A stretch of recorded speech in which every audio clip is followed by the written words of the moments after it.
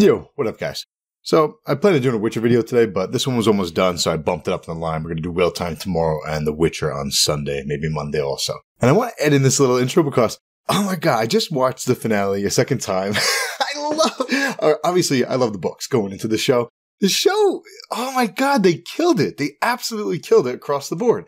So, you know, yesterday I said I was really excited. I've never been as excited to make Witcher videos. It's true.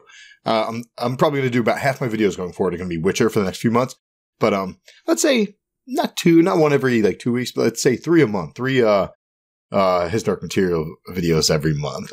I won't get many views, but man, I just love these characters too much not to explore them in depth. Which reminds me, it'd be really easy to make a ending explained channel where, where I'm just I'm in the rat race to basically do a summary of whatever new show drops, and then some of them, I don't know, it's just not very intellectually, it's not stimulating. You know what I mean? I don't know, I figure you guys have brains. I kind of feel like condescending doing ending explained. I will be doing that for Altered Carbon though in a couple weeks. But with that said, this is a very light video, leading into 2 pretty cool ones that I scripted, I think during episode 1 or 2. I'm going to actually squeeze in one more in there, but enjoy the video. We'll talk. His Dark Materials. This video isn't going to be mind-blowing, but it's been a while since we've discussed His Dark Materials. So before we get to the 2 videos that I teased for you a long time ago, let's start with this one. Today, we're going to add some color to an early scene from the show, and we're also going to touch on a few topics such as demon settling and growing up, because they're related. And we'll lightly touch on the topic of separation, which we're really going to get into in the next 2 videos. I don't want Pantalaimon to settle. I want him to be able to change. Forever. Alright, when you come of age, your demon settles, right? Why does that happen? When you come of age, and your demon settles into its final form, it will reveal what kind of person you really are. Who you are at your core, your soul, and your demon is your soul. Lord Boreal is a serpent demon because he's constricting, symbolized by the way he's always walking around people, constricting them.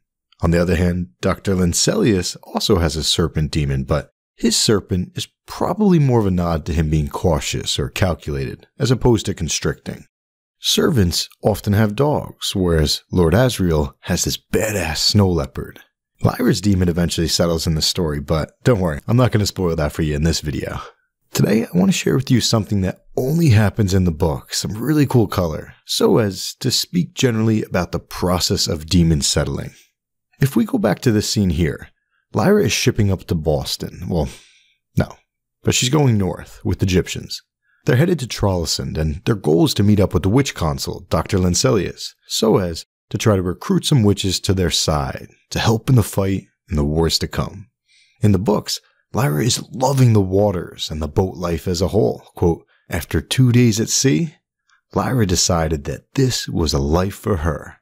And similarly, Pan was also loving the waters. Quote, from time to time, he even tried being a fish, and once joined a school of dolphins to their surprise and pleasure. Lyra stood shivering in the forecastle and laughed with delight as her beloved Pantalaimon, sleek and powerful, leaped from the water with 6 other swift gray shapes. He had to stay close to the ship, of course, for he could never go far from her. But she sensed his desire to speed as far and as fast as he could for pure exhilaration.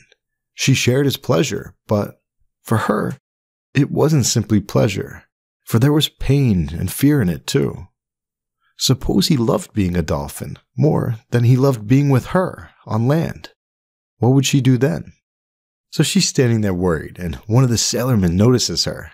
So he walks up to her and he opens up about himself, how he felt the same way in the past, 'cause his demon loved being a porpoise, and he was afraid that she'd settle like that.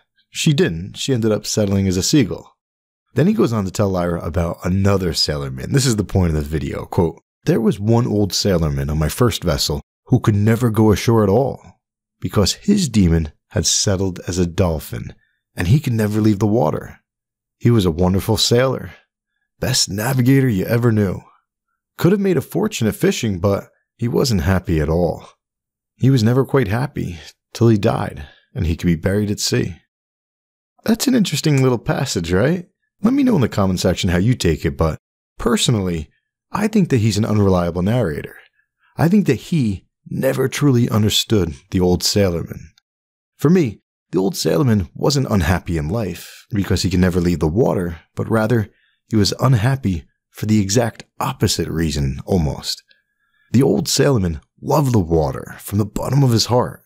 That's why his soul settled as a dolphin. And a dude like that, you've got to figure, he loved more than just the water and swimming.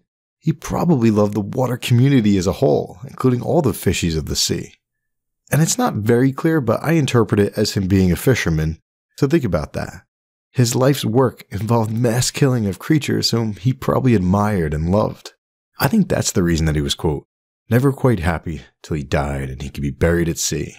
Let me know what you'd think in the comments section, but let's keep going. As a child is growing, his or her demon takes on many forms. Birds, fish, mammals, reptiles, insects, and so on. That is, if the child has an imagination, and if that child finds happiness in a diverse set of activities and experiences, like running, swimming, or flying, or even in terms of a child's desire to be secretive or brazen.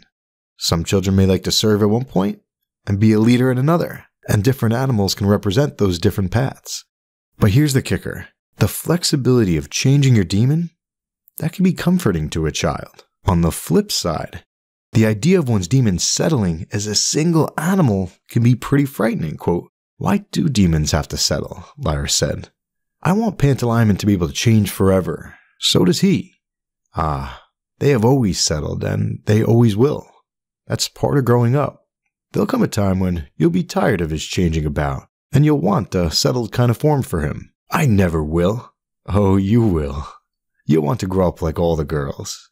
Anyway, there's compensations for a settled form. What are they? Knowing what kind of person you are. Take old Belisaria. She's a seagull, and that means I'm a kind of seagull too. I'm not grand and splendid nor beautiful, but I'm a tough old thing, and I can survive anywhere and always find a bit of food and company.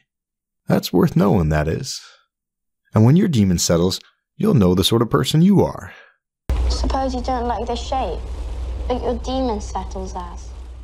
Well, then you're discontented, ain't you? Many people would like to have a lion as a demon. And they end up with a poodle. Until they learn to be satisfied with what they are, they're going to be fretful about it. Waste a feeling, that is. But it didn't seem to Lyra that she would ever grow up. So that's an intro into this topic. Demons are your soul, and they change forms until they settle, when you come of age. We've seen a lot of action in Book 1 and Season 1, but remember, at its core, this is a coming-of-age story, for Lyra, and for others as well, like Will Parry. Not so much for Roger. But yeah, keep an eye on Pantalaimon. Keep an eye on the form he takes when he's scared, versus the form he takes when he's feeling emboldened.